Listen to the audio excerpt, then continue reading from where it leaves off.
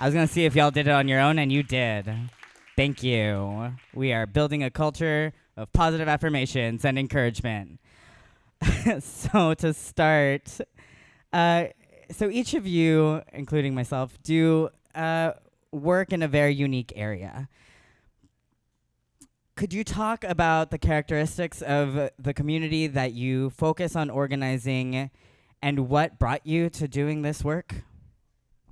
Yeah, absolutely. So again, my name is Eric Martinez, and I'm the Policy and Executive Director with Mano Amiga.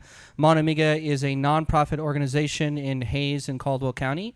We have a vision of creating a corridor of resistance against racist, sexist, and anti-immigrant policies deep in the heart of Texas, along the I-35 corridor between Austin and San Antonio. In particular, we work with communities who've been impacted by criminalization or immigration.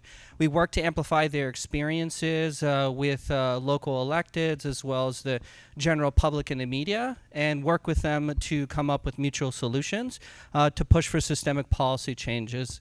That looks like bringing the bail project here to Hays County and Travis County. It's the bail fund here that operates locally.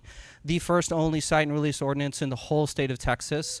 Most recently, we were the first city in the whole state of Texas as well to have our conservative council repeal police contract as it relates to police accountability.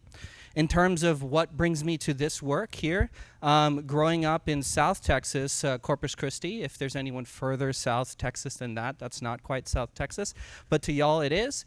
So South Texas, Corpus Christi, low-income family. Many of my family members have been directly impacted through their own carceral experience into the legal system.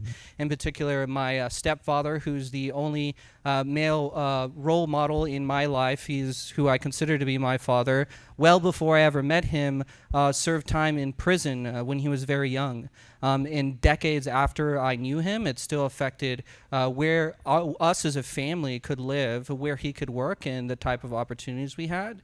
And going through primary school and the public education system, I witnessed firsthand, the profiling that resulted from his case history, and found it difficult to articulate to my teachers why I was late from school every so often because we were pulled over by police again.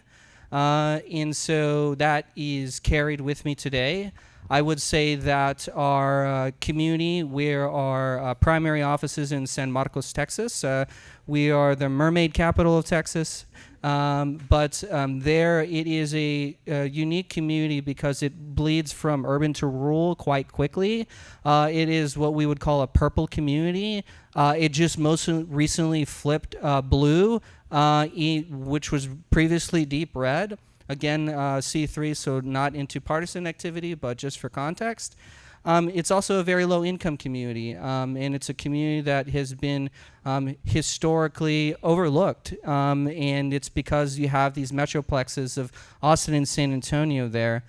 So it's a heavily Latinx community, heavily low-income community, and it's also a community that's heavily over-criminalized, whether you're a citizen or a non-citizen, full stop. So.